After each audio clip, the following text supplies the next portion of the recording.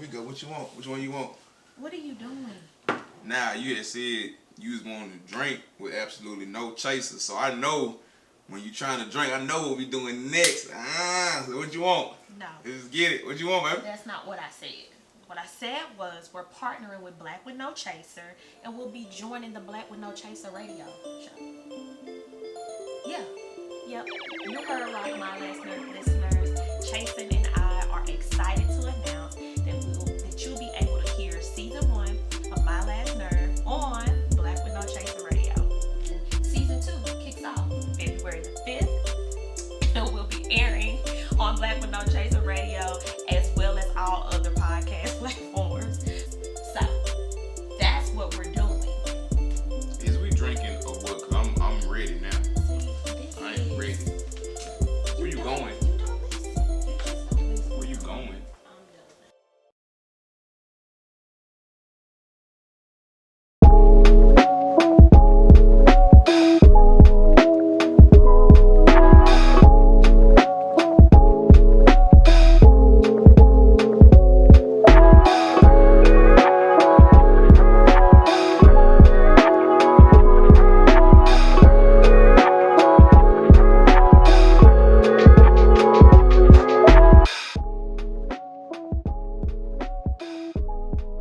And boom, we back for another episode of the Black Lunch Break. Today we have special guest Sean Paul, straight from Jamaica. He brought the island vibes. We had some great conversations. He even broke it down to why exactly he does not want to participate in Verzuz. Interesting conversation. Some great facts and great gems that's being dropped in this episode. Rillo and I get into it, and we hope you guys are going to enjoy this episode as well. I couldn't even tell like his age, but with him breaking it down from the 60s to the 70s to the 80s, I was just like, whoa, he's even bigger than a legend than we realized. Dog, when I tell you, I was looking at this man, I was like, yo, Sean Paul look like he about in his late 30s right now. Like he look at least 10 years younger than what he is. I'm like, bro, what's in the water, baby? Because I'm trying to make sure I'm Look, good. Let me move to Jamaica, baby. Dog, that man he look good. He look good, man. But I think it's part about the life living positive. You know what I mean? He giving back, but he's still active. He active in his craft. And whether or not we hearing about all the things Sean Paul doing, Sean Paul like, man, look, this is about a mission. This ain't about competition. Like he quoted a brother down there in Jamaica. So, and we could tell that he's living out his mission. So that's dope. That's dope. That is. I appreciate that. I'm thankful I'm here still. I'm thankful y'all giving me the time. I'm thankful you here still. Big up on yourself. Oh, we thankful for you. I'm loving the vibes. Sure. I'm loving the vibes already, man. Welcome to the show, Sean Paul. Where you at right now? You are on. Yes. I'm outside my studio taking a smoke break. Yeah. Studio's in there, but I'm out here. So the Wi-Fi works, so I'm like, yeah, let's do it out here. Now, are you in Jamaica? Oh, yeah. Welcome, brother. My name is Sika. Yes. Hi, Sika. How are you? I'm good. And yo, bro, I'm Cirillo, man. It's the Black Lunch Break right here, man. We've been around for about 3 seasons now. The Black Lunch Break is part of a Black with No Chasers network of shows that we do. Black with No Chaser is really an extension of all of us, right? It's we always say we found blackness and Black with No Chaser in our heart before we found Black with No Chaser on paper, and so the dope part about this brand is that we build a community any way and every way we see fit. And so if it's reaching back and talking to legends like yourself or the upcoming generation who need a little plug, we built this platform for folks like us and by us, right? And so, that's why I love what we do and we do. We've been doing this shit for like 3 years now, bro. We touch 20 million people around the world every single month and growing and counting. And but it's in part of the support of like folks like you and believing in what we're doing over here, man. So we appreciate your time today, brother, for joining the Black Lunch Break. Appreciate you having me, man. Appreciate that, man. Greatness, you know I do. I find that with the social media nowadays, it's hard to, it's easy to get lost, even though it's more easier now to show your work and your talent, but it's easy to get lost because there's a lot of people out there. So being that you have such a reach, I thank you for putting me on, man. No, for sure. And you know, we always ask folks when they first come on here, man, because it's like a tradition. You know, we started doing this is the first season. We started, and the question is right there in front of you. You can see it. What comes to mind when you hear Black with No Chaser? When you hear those words, how does it make you feel? What I you said, say? What comes to mind when what? when you hear Black with No Chaser? When you hear those words, Black with no, how do you say it? Black with No Chaser. With no chaser. Pure, pure, hardcore, the real. You know what I The mean? real. Yeah, man, the essence, the real essence. Yeah, Now, question those words come to mind. on the and I'm gonna let Sika if you want to jump in here, but I want to ask one question. So back to the essence of it, right? 'Cause I think it's important. You brought up a good word, right? It's like the core of who we are and what we do. And so it's like, you know, when you were first starting your career, man, let's get back to the essence really quickly about, you know, when how Sean Paul first kicked it off. You know, tell us about how it felt the first time in the studio and like how it kind of like still motivates you today to kind of keep doing the work you've been doing. You know, when I was like 5 years old, I went to a barbecue and I lost my mom. I didn't know where she was. School barbecue, so a couple thousand people. Yeah, man, right through here, son. Where I going? Where I going? So it's like I started to cry, you know what I mean? And there was disco music playing, like "Ring My Bell," and I'm like, "Ah!" And I don't know what that feeling I had. It wasn't a normal crying feeling. I was feeling something. I didn't realize what it was till I got in the studio when I was about 17.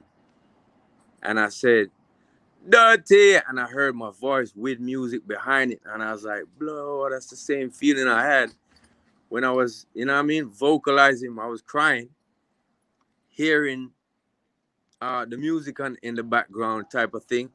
That's the first time I heard my voice surrounded by music, and that's the same feeling I got. So, you know what I mean? It's just a Wow. special thing to me to chant.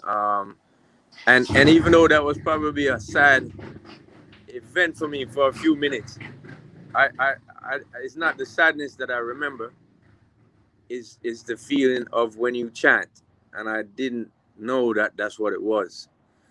So at about 15, I wanted to be a producer. I'd seen popular producers on the uh, TV out here saying that they're producing with computers. Now I was like, Mom, you know what I mean? I need one of them keyboards real quick. And we used to go to a flea market on Sunday, which is, you know, like flea market, like a flea market. So Yeah, we for go to sure. flea market, and there was like a little place where this dude had keyboards selling, and one was I got a crack in it. It was a Yamaha keyboard, and I was begging her like, "Yo, if let me do that." And so she bought it for my Christmas on my birthday. She surprised me with it, trying to encourage me to get more into music or doing music. Um, for a couple of years, I would build beats back. I had a drum section. I build beats and just like play the bass live and kind of DJ. Then I would tape this on a TDK cassette, like just like live, and then listen it back. It sounded fuzzy and awful, but I would rhyme over it a little bit. And then that happened for a few years with me thinking I'm perfecting my skills of being a producer. Um, I had no other means of recording it. It was just that's what we had in our house, so that's what I was doing. And then by 17 years old, I'd seen a friend of my own start going in the streets, going to the studios, and actually making songs. He was a table tennis champion in my school, and I was a swimming champion. So I was like, "Yo, if Jason could do it, Sean can do it." You know what I mean? So big up to Jason. That's Don Youth. I don't know if you ever heard the name Don Youth, but so where I come from is uptown, and it's not usual for us to like people from uptown to get into music production or at that time to be an artist even. You know what I mean? And especially the music I was embracing was dancehall music, was music straight from the inner city, straight from the slums. You know what I mean? People talking their likes and their dislikes and their hopes and aspirations. People talking about their dreams. People talking about their real life, how it is. People talking about, romance, and people talking about horror, that they face in their community. So I was loving the music. It's something that became real popular when I was about 10 in my country. So it was really becoming the most listened music in Jamaica at the time. Reggae was huge and international at the time, but in the early 80s or late 70s, we was like starting to spit rhymes now. So it started from the 60s in Jamaica, but by the time it started to be recorded was like late 70s, early 80s. So I was just enthralled with it, man. I wanted to do more and more of it. And so big up to Dan Youth, who I saw going to these studios, and then like I would kind of be a fly on the wall and like go with him. And he was a phenomenon because he was an uptown kid that was doing that, you know what I mean? From the same school as me. So um, I just started to do more of that myself. Just keep going to the studios. I remember I went through 3 years of college down here to study hotel management, and that's like after the age of like 19. So during that time, I'm swimming for Jamaica. I used to swim for the country, so I play water polo. So did my mom and my pop swim and play water polo, and my brother too. So we had that tradition in our family, and I would Dope. get up in the morning, go to school, then I would go leave school, go to swim training, then I'd leave swim training and be at the studios like 9 o'clock in the night, straight through to like 12, and then come home. So that was my routine for about like 3 years, just being a fly on the wall, kind of seeing how people do their thing, and all the time writing and writing. And I got one of my demo tapes to Cat Core, who is from Third World Band, a very big reggae band, very big internationally successful reggae band, and we've been friends with my pops when he's a kid. So my pops spent 6 years in prison out here, um, from I was 13 till I was 19. So when he came out, he heard these tapes and he's like, "Yo, I'm gonna carry this to Cat Core and see what he says." And he carried me to Cat Core, and Cat was like, "Yo, you sound like Super Cat. Let's do it." And he took me into the studio. Um, he like 3 o'clock one night, my mom is like calling around. There's no cell phones at that time. She's like, "Where my son at?" And they're like, "Don't worry, he's good. He's voicing a nice verse." so yeah, that was the early beginnings. And I went from there, more demo tapes. I got people, a very respected philosopher and dub poet out here. His name is Muta Baruka. He was the first person to ever play a song for me on the radio. I got a test press from the producer, who was Robert Livingston, who used to be Shaggy's manager, and he also used to be Super Cat's manager. So he's like, "Yo, you sound like Cat." So he's like, "All right, put him on." And he printed a couple test copies. I got it to Muta Baruka. Muta Baruka played it that day. I came home from school, the swimming. I was like, "Oh yeah, his show is on. I'm trying to study for exams and shit." Turn on the radio, and as I turn on the radio, this dude is like, "So yo, this youth, him have a tune. Who are you listening?" And yeah, he played my song for the first time. No cell phone, no Twitter, no Instagram. I was like, yo. Everybody in my house sleeping. Everybody I listen, had yeah. nobody. I had nobody to tell. But I just know I was on IRA FM, right? So I was feeling high, really, really good. And from there I started doing more dub plays for people. I started doing barbecues at school, kind of things. Little speak, they call it like a mic, open mic type of thing. was funny because the open mic thing I was going to was a lot of kids who were into rock. And they were kind of going there with their guitars and playing like Purple Rain for 20 minutes. And then I would come on and be like, "Let's them and there ain't no shit." And they were like, "What the fuck?" So it was a weird scene for me to try breaking. Yeah, Purple Rain in the Rain. I remember that day, boy. That was funny. So this is like 1994 to 1996. And then I met a brethren. I saw a brethren there, and he was like, "Yo, come to my brother's studio." And that's where I went to record my first single that actually came out, not a test press. And that song was called Baby Girl. And then I clicked up with a bunch of dudes who was up at that studio. Little small studio, the first studio in Jamaica. The first studio in Jamaica to ever use like Nuendo, like a computer. Like it wasn't a drum machine and then music being played on it or samples and then the tape. Because that's how I usually was doing my demos and recorded. So this dude was just doing it all digitally, and it was like, whoa. So, boom, we did that. Baby Girl was the first song, and it blew up for me.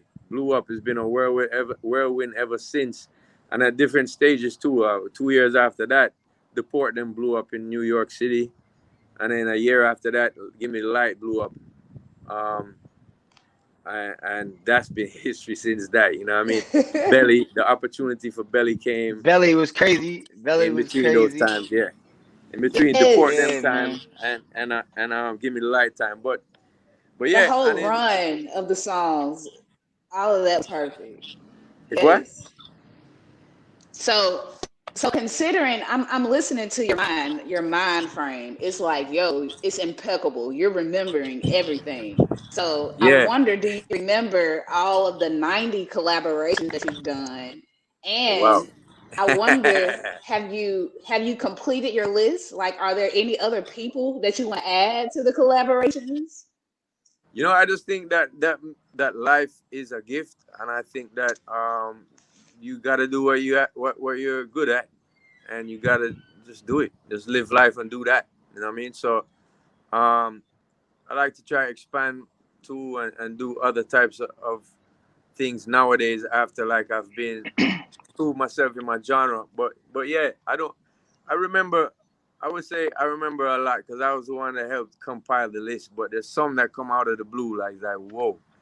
And then after those 98 collabs, I mean, or 90 odd collabs, there's also songs that a lot of people don't know that were probably just really small hits in Jamaica, or it's like not even hits, just a song. That's a song that came out. So a lot of songs. And you know, when people ask me, I like to tell people it's like it's a mood. You know what I mean? It's a mood. So I don't actually sit and be like studying back the songs, but you catch the mood back and you remember everything about what that rhythm gave to you. It's a mood. So it's kind of like acting. Like when you memorize your lines, then you know what you're going at there. But what I like it more than acting is because when you're chanting or you're freestyling, is that's off the top, and that's just like you being raw, natural, your own thing. You know what I mean? So yeah, love the feeling of creating the music in the studio. And if someone brings a song that's dope, I'll do it. You know what I mean? If somebody brings a song that I like, I'll be like, yeah, I'll do it. So I don't really have a list like of people that I'm saying like, you know, I got to do a song with this one or that one.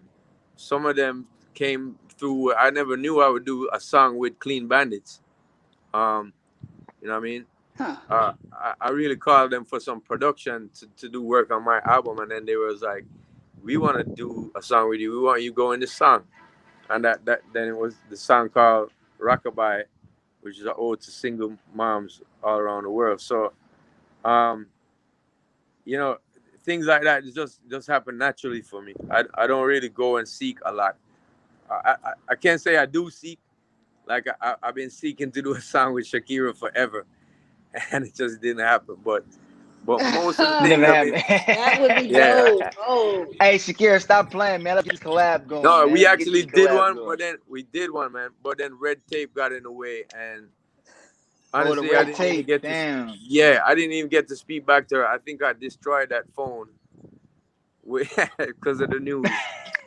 Cause I waited like damn. 15 years to do a song with her, man, and then we had this dope tune, and then she had to call me and give me the bad news that it couldn't happen at the time when and we was already we was the first kind of single vibe, so I had to quickly find someone else to do this, and it was kind of upsetting to me, but as I said, life is life. You know what I mean? You have to just kind of roll with them punches a little bit. It's not as bad as some other Right. people might have it. You have to think that.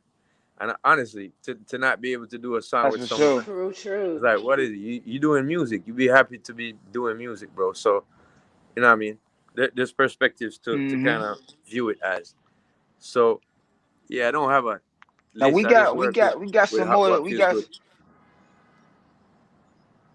Yeah, we got a few more things to get through. I know we got you for a few more minutes, man. So I'll be respectful of your Cool. time. But I gotta know, right? So the verses came up. Versus been a hot thing. Everybody's on verses. The verses Yeah. battle's going crazy. I don't always watch all of them because honestly, I think some of them are they not that great, right? It's a Um, lot. It's a lot. But but I let under, me say, let but me I say that. understand. but Yeah. but I know that you got there's potential opportunity out there about the verses, and you had declined. But I just want to get your thoughts on like your feelings about verses. Um, it's funny. I have a lot of respect for the people who put it on, who developed it. I like the platform, but I just don't want to do it. I don't think that everything that that comes around you have to do to try to everybody says take use of the opportunities and stuff, but I check it like this: like Bob Marley paved this great road for me to walk on, this amazing highway for me and people like myself to walk on. And then I'm gonna go on a public platform and try to compete on them, on my own brothers. Them which we need the help. Our genre don't need to be split any more than we are. We already clash too much, and we don't have the numbers. I mean, Spotify is not available in the Caribbean, which is crazy. And then you tell me we don't have the numbers. That's crazy. You know what I mean? I think that there's people here that Wow. would support, not as much, but they would support, and that needs to happen before you tell us that our genre is dead and there's no numbers there. We are a genre that came out Yeah, no, no, of no, no, no. the inner city in Jamaica and made it to popular music all over the world and has now influenced people like reggaeton. We've influenced what Afrobeat is kind of Facts. sounding like Yep. in the past few years. We've influenced music in Trinidad right now. There's people down there DJing and doing dancehall music. We've influenced, people in Europe to do it and pop artists to do it. We can mention their name or not, but yeah, I mean, so Yeah, so yeah, we're no. we're we're we're a great genre, and we come from the depths of underground, what you call underground, and people like myself or Shaggy or Shabba Ranks took it to levels where it was like, oh wow, and we're still never given after all of that. We're never given our Grammy speech to be broadcasted. Like we ain't nothing. You know what I'm saying? Our Grammy See, speech. we're Have gonna you have to ever give you a seen? Black with No Chaser award. Have you? Cause Yeah, y'all right. are super dope to us. Thank you, thank you. Bro, I just want But to say, literally, I like just want to like say, like a lot of our, sorry not to cut you, but a lot of our, we win a Grammy every year. Have you ever oh no, remembered, yeah. ever seen a speech from one of us saying thank you to our fans? We got millions of fans, we do. And so it's just like that's a whole issue for me. I didn't want to do verses in that respect because I don't want to go up against somebody. I think music is a mission, not a competition. Those are lyrics from Capleton. Mm, Capleton, I just quoted a very dope artist out here called Capleton, and I agree. You know what I mean? Music is to entertain, but also to edify and upkeep your morals and and speak on issues that are wrong in society. So you know, I don't look at it as a competition in that respect.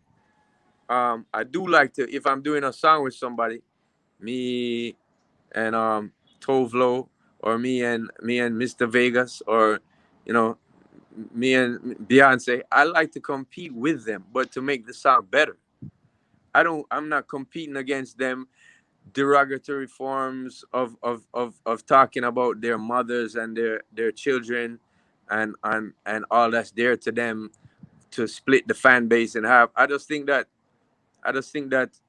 we need to work together. I've seen reggaeton become a very powerful music because they working together. They have no qualms about it. You know what I mean? It's like, yeah, why clash when we can make the cash? You know what I mean? And help out the rest of the people. You know what I mean? So that was my thing with Verzuz, and I I remember. just, yeah, sorry.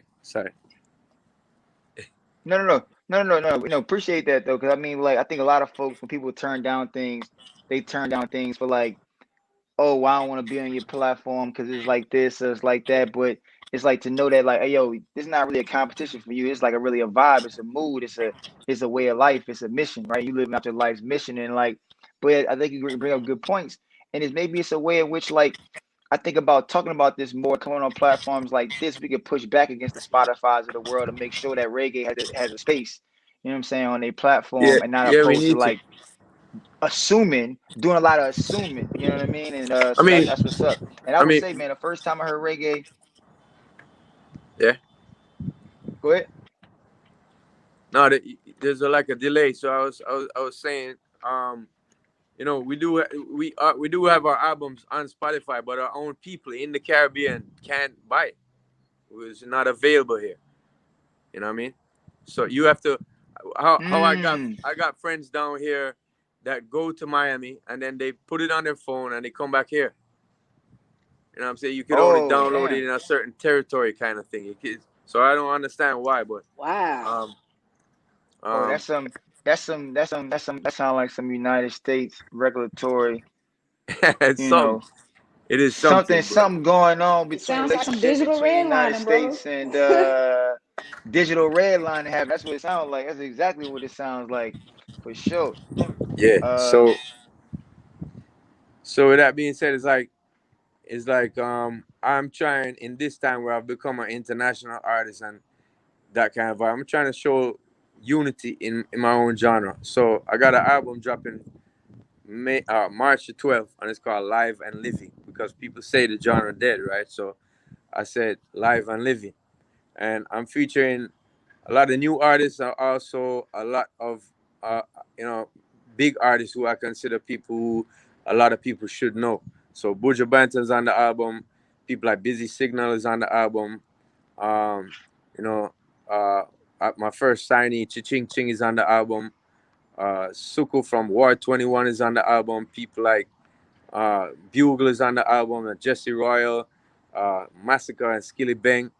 Left Side is a very collaborative effort because the subtone of the album um, is collaboration over confrontation. I'm trying to make the statement to say, we don't need to clash each other, even though clashing brought us to this point, and clashing sharpened all of our skills as what we would call probably MCs. Um, there's also the point of view that some you didn't really need to clash to do that. Um, you know what I mean? It was important in the first place, and it's what the music is about. But then things evolve, right? Because Chuck Berry's rock and roll music don't sound like Nirvana's rock music, right? Nah. But this is how much years later. So we have to know that you know there's differences. Things evolve, and people like myself or Shaggy or even Coffee or Shensia coming up, none of us really had to go and clash people and talk all these derogatory things. So this album, Juna Gang is on the album, Sarani's on the album, Mavado's on the album, Squash is on the album, Intense is on the album.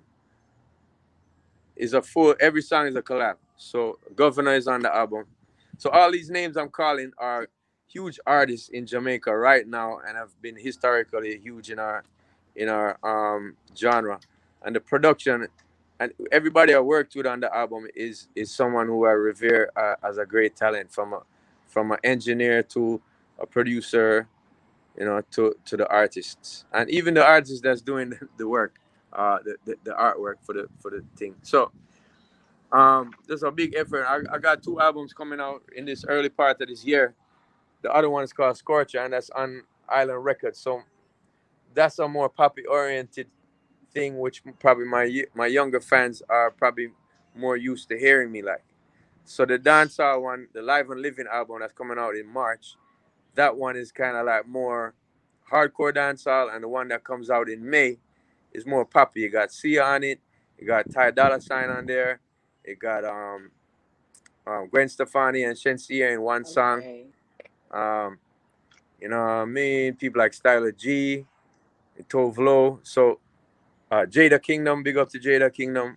Um, yeah, and that's the vibe where I'm coming with right now. Trying to kind of bridge the gap. I have many different fans. Some are, relatively new, and some are wanted to hear me in the hardcore style. So I'm trying to balance the gap right there, and also show the unity in dancehall, and just kind of leave out the clash for a minute. I'm not saying people have to stop clashing, but I do believe we spend too much time on doing that. I've seen music execs come down to Jamaica and they like, let me get the two hottest artists. Let me see what's up with them. And you show them numbers, and they're like, it would be dope if these dudes collab. And they're like, no, they can't because they're beefing. What? Why they? That's their thing. That's because it's a whole built off of the clash. So then I see these people walk away and go and sign somebody somewhere else. And I'm like, you know what I mean? This got to stop now. So also when we talking these bad man tunes and these gun lyrics, we don't talk the paranoia part. We don't say, oh, the police looking for me. We don't say I'm paranoid because I killed some dude, and we don't say the right. Mm-hmm. We don't say Mm-hmm. the exact full truth. We embellish what we're Mm-hmm. saying. Yeah. And so even in songs too, about ladies too, we should be like, yo, my girl broke up with me in some of them, you know what I mean? And be vulnerable in some of them. Even Yeah. though I, even though I don't like too much vulnerable songs Yeah. like that. But still That. we gotta say the whole truth if we're gonna talk about we saying our truth, you know what I mean? Because we becoming as a society more complacent. Younger people are learning certain things that they shouldn't have any involvement in for right now.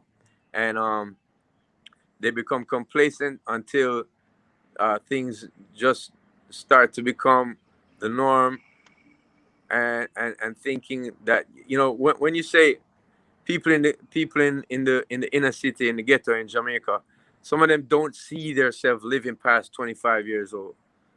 Some of them don't see Mm. themselves having any worth because they never went to good school, didn't get a proper education, not their fault.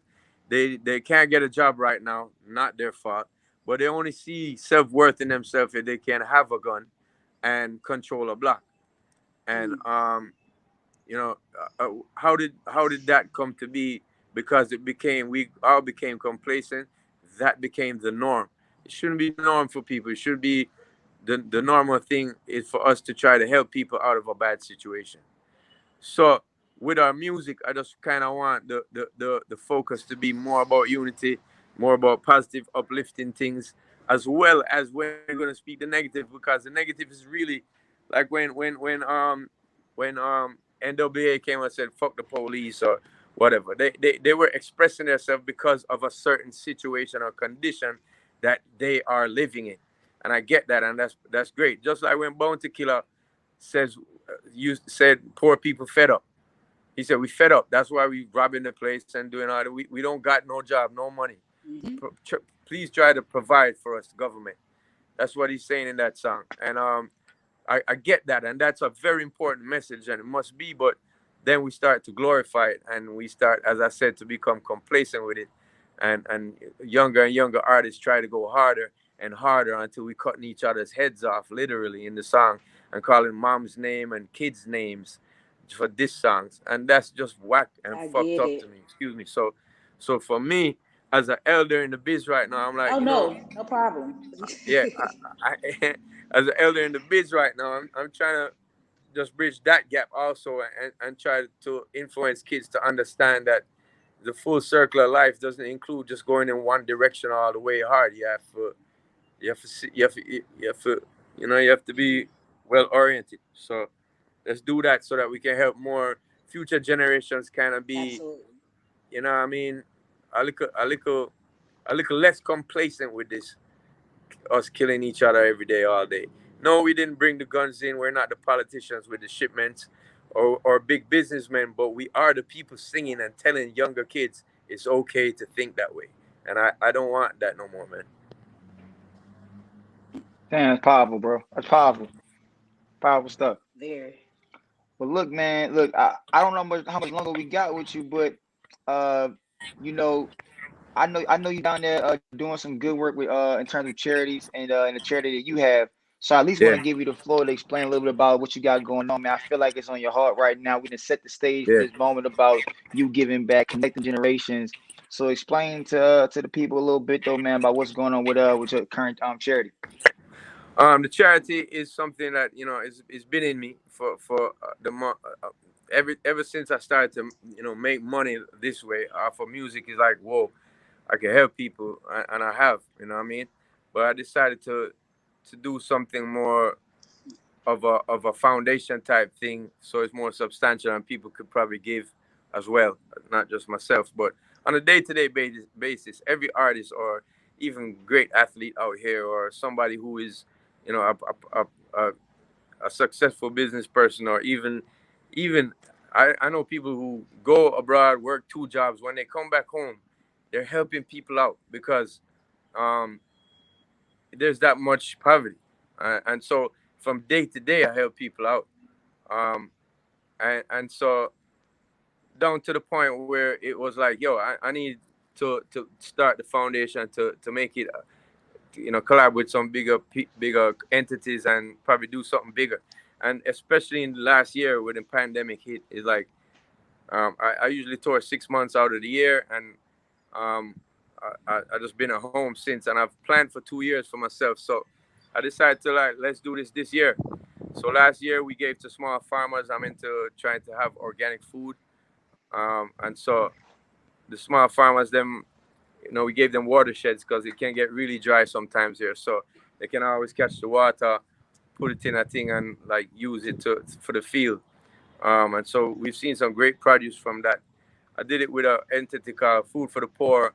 They've been really cool and transparent in terms of how they help people in need. And so I thought I would do that with them. And we also have given out a lot of care packages, because people are not allowed to, kind of, the lockdowns, they can't work as good. Sometimes some families have one person who's a breadwinner, and it's like, you know, quite a few people around them, 14 kids, all this kind of stuff. So it's hard. And so we've been giving out these care packages, which include, tin goods and, essentials like flour and stuff, and cleaning, like quick cleaning essentials, the Lysols and that kind of stuff. Um, and then we also did the iPad thing, and we're going to do a couple more iPad things. It's 100 iPads we did for kids who can't get to go to school right now because of the lockdowns, because of things being weird. And they're going one day to school and they're staying at home the next day because they're trying to space out. They're trying to space out the amount of things that the amount of contact that kids have, I guess. So, you know what I mean? It's vibes. Yeah, big up. So that's the things I've been involved in, and we're doing the foundation in that respect, so that other people can get involved and help out. Yes, bro. Big. Other people can get involved and help out with the initiative that we're trying to do. I mean, Jamaica is a third world country. It's a paradise and a paradox. I mean, it's the best things and the worst things here, the fastest and the slowest things. And so, we're just trying to big up all those positive points and help people along as them go in, especially in this time. You know what I mean? So I soon be able to give you information where I people love could it. I love could help to everything. donate if they want. You know what I mean? Yeah. For sure. Please Let us do. know. Keep us Please do. posted for sure. All right. We definitely would love to amplify what you're doing through Black with No Chaser. We definitely applaud everything that you're doing. It's not Thank you. easy for you to, see Yeah. your home in the predicaments that you see in it, but it's dope that you're able to uplift in the way that you are doing. So that's to be commended. That's very king-like of you. So shout Thank out you, to you mommy. for doing Thank you. that. For real. Keep it Appreciate up. it. And we I mean, I've support you. been blessed, so I give back the blessings. You know what I mean? Yeah. Most definitely. Most definitely. Absolutely. Well, look, So man. yeah. Seek, what you got, sis? What you got? Because I know we running short We on time. actually, So yep, we just hit that time marker. The So market. we're going to let you go. But before we let you go, let yes, let the people know when we can be looking forward to your newest project. Okay, so March 12th is when I drop the album called Live and Living. As I said, features Buju Banton, Busy Signal, Bugle, people like Sarani, Left Side, lot of Junior Gang, Ching Ching, um, Intense, uh, Skilly Bang Massacre. A lot of kids who are really tearing up the grounds right now in dancehall music. And the next project after that is Scorcher, and that's coming out in May. As I said, features Sia and Gwen Stefani, Shensia, Jada Kingdom, Stylo G, and people like Ty Dolla Sign. You know what I mean? So that's me in a nutshell, and I want to thank you guys for giving me the time to express myself and my thoughts in these meditative times for me. Because I'm outside. It's lunchtime. I'm doing it. yeah, Yeah. man. I'll be in Jamaica, man. I'll be in Jamaica in June, man. My sister's getting married out there, so Dope. you know, Yeah, look us up, yeah, man. bro. Looking Shout, forward. My first time. My shout, first time sure. You need to hook up with anything. for You just sure. make Ronnie shout me out. I get you what you need, brother. Plug vibe. Blessings, man. Blessings. Blessings. Yeah, for sure. Yeah. But All yeah, right, bro. bro. I mean, Thank you, that's mommy. we won't Be keep you too easy. We long, brother. thank you for Appreciate your you, man. time. Take it easy. Get back to work, baby. Appreciate. Keep holding it down. Appreciate. Mad love you. I The love man, his the accent. I Sean could stop Paul, man. cheesing. Sean Paul. That man, that dude is man, Sean you know what's crazy Paul is that in like the building. every time we do one of these interviews, I always be like, damn, man, like it just goes to show you that you could like we just interviewed. I swear, like this past like at least 4 interviews, right, have been incredible because it just like we don't really know them as people. All we know them as what we see on screen, what we see in what we hear in our earbuds, whatever, AirPods or whatever. And like, but when you talk to them, it's like, nah, Yes. yo, it's like these people are dope. They passionate about not just what they craft, but they people, and the community they come from. And so it's like that's just very apparent, especially like Sean Paul. Like listen to him, you could tell genuine cat for sure. Another thing that I have noticed from all the people that we definitely interviewed is the lack of appreciation that they feel. All of them have touched bases on that. Mm, And I think that's super interesting. And I think we as a community, we're gonna have to do a better job at letting our entertainment figures know that we appreciate them because obviously the outlets aren't doing a job of it. And I think they deserve to know that. if I take him as that one, United States is oppressive as I don't know what. It's clearly that there's some type of mandate or tariff or regulation, policy in place that doesn't allow people from Jamaica to purchase their own folk music. They gotta, and that means that they missing out because just like Sean Paul said, That's it's a paradox, right? crazy. You got paradise, you got people that's living in a third world country status. And then, like, a lot of times, the majority of the country probably live on third world country status. That means that a lot of the country, millions of people can't even really get to the music that they know and love. They can't purchase and support like they want to, and so that's definitely something that I feel like that needs to be addressed. You know what I mean? Because if you got people out there making good music, it should be open and free access to purchase and buy whatever you want. And that's why it's so funny because the hypocrisy of our democracy is that it's supposed to be a free market. Everybody's supposed to be able to make their bread, pull themselves up by their bootstraps, support who they want to support, give money wherever you want to give money to. but yet here we are confronted with another example of, like you can't make the money, and it depends on the hue, the country you come from, and we're looking at what happened with the AME stocks, right? The AME stock, whatever it is, right? That whole That's crazy. GameStop thing. When regular folk, ordinary folk figured out how to make their bread from it, all of a sudden they trying to hold up, we gotta regulate it. But he's the same folks saying deregulate everything. It's just They like, said, no, at the end of the day, we could make all the money, but when you figure out the loopholes, oh no, we gotta close those loopholes. But keep the loopholes we was making money off of, but close your loopholes though. And then don't make it hard for you. And so man, I just appreciate Sean Paul coming on and, you know what I mean, shedding light, dog. Shedding light what's going on down this country. Yeah. Yo, what's up, everybody, man? We just had our homie Sean Paul straight out of Kingston, Jamaica, man. So glad the homie could drop through and give us some of that knowledge. I really appreciate his take on Verzuz, man. You know, a lot of times we assume why folks don't want to get involved, but for him, it's about bringing folks together. It's about synergy between generations, and you can tell in the brother's voice and the story that he's telling, or the stories that he's told, that this brother got a real good vision and mission about where he wants to go and where he wants to take reggae, right? And the influence it has had on like neighboring countries and even some European countries and artists out there. And so the main point is, you got to give credit when credit is due. Look, the U.S. needs to stop playing around and let these folks get their support their folks down in Jamaica. I don't know what's going on with that, sis, but I'm just glad the brother came through, man, and graced the Black Lunch Break. It was a privilege and a pleasure to have Sean Paul on. So thanks again, brother. I will see you down there in June for my sister's wedding. And I'm telling you right now, I'm hollering at your publicist, whoever it is, and I'm going to get connected. Stop playing. And I was going to say, this is the Black Lunch Break, and you already know, man, what we think black. We live black. Unapologetically.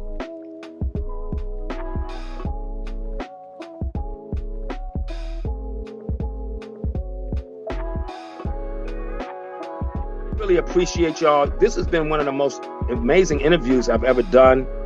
My job as one of the OGs, and my teachers will tell you, my teachers started Duke Ellington, the first class of Duke Ellington in DC. They were revolutionaries. They were street kings and queens. Glenda Dickerson, I got to give homage.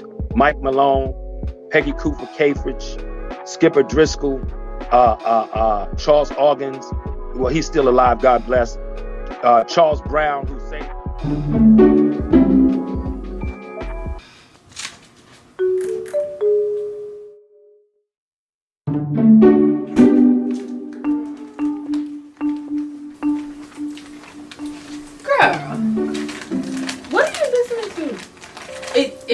Actually doesn't matter what you listen to. No, you should be listening to Black with No Chaser Radio, clearly. So Forgot about that.